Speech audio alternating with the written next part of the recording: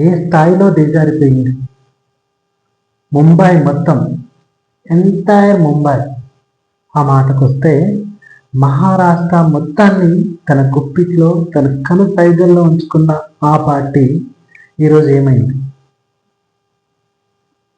ఏ స్థాయిలో దిగజారి పడిపోయింది? ముఖ్యమంత్రి పీఠం మీద కూర్చోవాలి అనే ఆశ, పదవి అంటే పిచ్చి, వ్యామోహం, అత్యాశ. ఆ వ్యామోహమే తన వాళ్ళని కాదని శత్రువులతో చేయి కలిపి ముఖ్యమంత్రి పీఠం మీద కూర్చునేలా చేసింది. చివరికి ఏమైంది?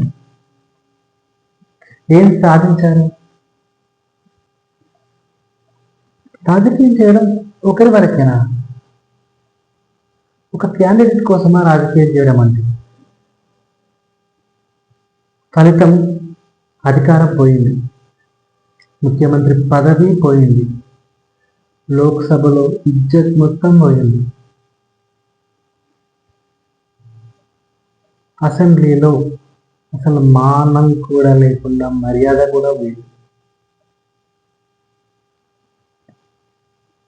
మొత్తం మహారాష్ట్రలో అన్ని మున్సిపల్ కార్పొరేషన్లలోనూ ఆ పార్టీ ఘోరాతి ఘోరంగా ఓడిపోయింది.